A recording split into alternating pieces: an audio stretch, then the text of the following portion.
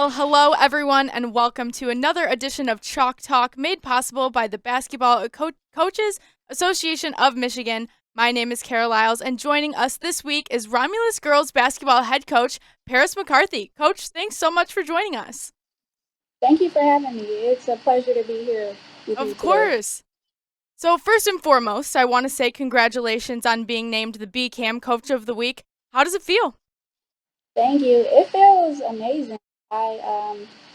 The way that I live my life and coach, I really try to put nothing but my best out there, and I'm always thinking like, am I really making a difference? Like, am I really, doing the right thing and headed in the right direction? And to be recognized for something that I truly love to do, and to do it at my alma mater, which I love even more. It just makes me feel good. My heart is full, and I'm super thankful and grateful for that opportunity and recognition. Well, you have been in the coaching staff at Romulus High School for going on 10 years now. But I want to know what kind of first inspired you to get into coaching? It was tough. I honestly, looking back at my playing career when I was a student athlete, I did not foresee myself being a coach, but I just had a unwavering love for the game that would not go away. And my dad, he would always be in my ear, telling me that I had a lot to offer to the game and to the student athletes. So I just started out just going around the student athletes when I moved back to Michigan, being around the program and just helping where I could, just seeing the need and trying to fill it. And then from there, um, Coach Herb Buckley recognized my talent and my ability to relate to student athletes, and he brought me on as an assistant coach. So from there, it just blossomed, and it's we've had a great run thus far. Well, it's no secret that you're good at what you do. Your team is 10-2, 6-0 in conference play. But I want to know, how would you describe your coaching style? If I had to describe it, I would definitely say that I'm a player's coach. I try to get to know, well, I don't try, I do. I get to know all of my student athletes on a personal level. And they are more than my student athletes. They really are like my family. And I try to implement everything that I learned at the college level on a high school level. One of the top goals that I wanted to accomplish when I came over to Romulus was to run my high school program like a college program, so that when my student athletes get to college, they are a step ahead and they're able to hit the ground running. That's what I try to implement, getting to know my players, being disciplined in what we do, and we're going to have fun doing it. I believe in whatever it is that you do, I want you to do it. I don't believe in dimming your light and turning it down for anyone. If shoot or shoot. If you are a general, do what you do. I want you to do it to your best ability, and look good doing it. Absolutely, have to look good while doing it. Well, you're so experienced in so many different areas. I mean, you've coached at the collegiate level. You're a fourth grade teacher right now. You're also an athletic director at Metro Charter Academy, all while coaching a very much so winning basketball program. I mean, how do you balance all of that? Just honestly, time management, just being detailed and structured with what we do, and just getting the job done. I believe in don't put off today, don't put off tomorrow what you can do today. That, as well as my coaching staff, I have a great group of coaches around me who want the same things. We want the same goals, and we work well together. And we don't care who gets the credit. We just want the job done.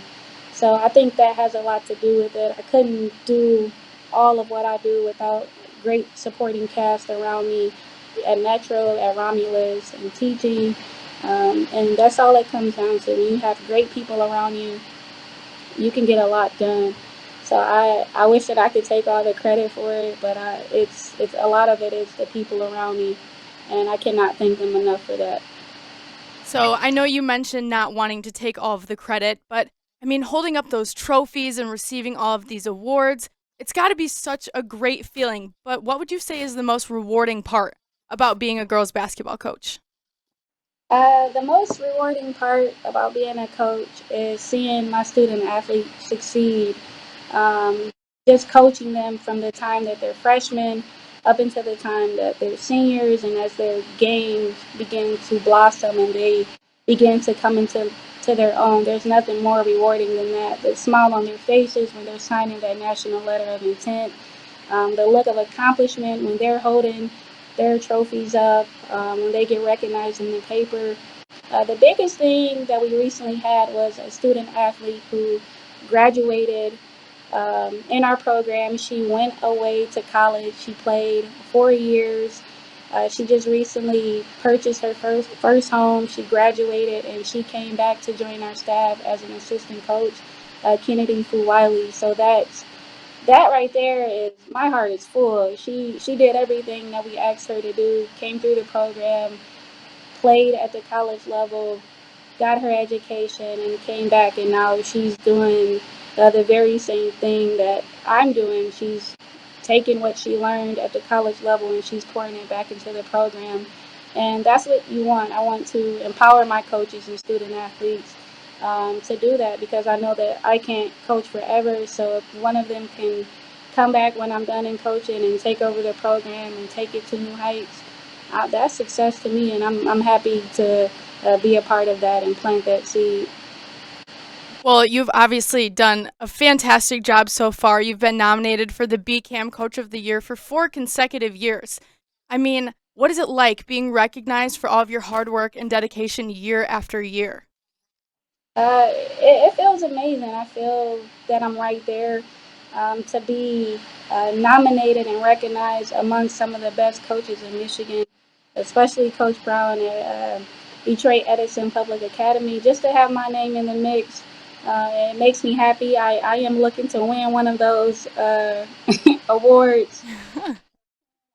One of the biggest goals is to, of course, get to the Breslin and win the state title. So, much accomplished, but still much to be done. So, but it's a great feeling. I feel very blessed, to say the least. So, we did a story on you when you were in high school. You tore your ACL twice. And I read on your website that you said some of your greatest moments have stemmed from adversity like that and has really helped to carve you out as the coach that you are today. I mean, tell me what you meant by that. I meant by that just, you know, going through ACL is hard within itself, and to go through it twice at a young age, I could have I could have given up and not played another game of basketball, and I would have had every right to. My parents probably would have been like, "Yeah, you've been through a lot," but to be in a place like that mentally at that age, and to pull myself out of a position where I could have self doubted, I could have gave up on my dream. I always told myself, even coming back from those injuries, if I'm going to play this game, I'm going to play it to the best of my ability, 100%. I have a second chance to play it. Every day is a gift and a present. And if I'm going to take advantage of each day, then I'm going to do it all. I'm not just going to exist in it. I'm going to thrive in it. So just being a woman working in athletics, it has its challenges within itself. But at any point, any door that slams in my face, or any piece of adversity that I face, I'm going to face it head on and rise to the occasion and the challenge. And, from there, you get better. You learn a lot during times like that. You learn a lot in losing, you learn a lot in going through adversity. And from there, you will see what you're made of. Even MLK said the true measure of a man is not where he stands in the face of um, good times, or when things are going well. The true measure is where you stand when things are not going well. What are you going to do when the answer is no? Are you still going to do what you said you were going to do? It's not going to be easy. So that's that's how I look at it. If I can get through that, I feel like I could get through almost anything. Okay, so we're about 15 years removed from when girls basketball used to be a fall sport, and you've seen it from both sides as a coach and as a player. I mean, what are your thoughts on the change? I think it's good in terms of recruiting. Uh, Student athletes, girls that play basketball during this time, they are able to gain more exposure in regards to recruiting. So I do think it's good. Um, I like it, especially when we are able to play quad games or double headers with our boys basketball team.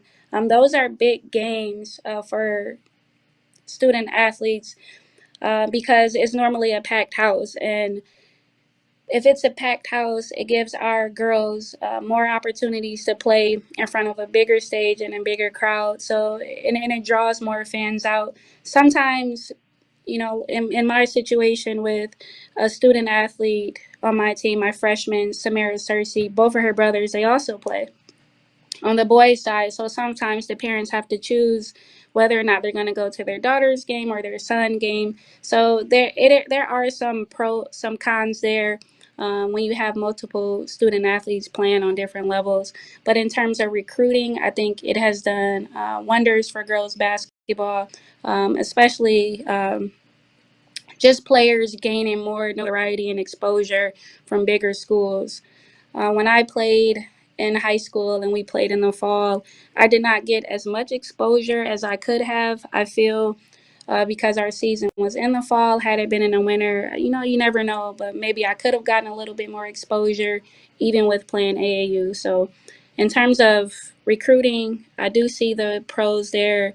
If you have multiple students playing at the same level at the same time, you have to choose. As to which student you're going to see. Me personally, my daughter, I have two boys who play sports. If I have to choose between my sons or my daughter playing, I have to go see my daughter play because we're like attached at the hip. I'm sorry, boys. I love you, but I have to go see your sister. Locked in, right? Yeah. Well, that being said, we're almost to the midpoint of this season. I mean, what are your goals? Where do you see your team going forward the rest of this year?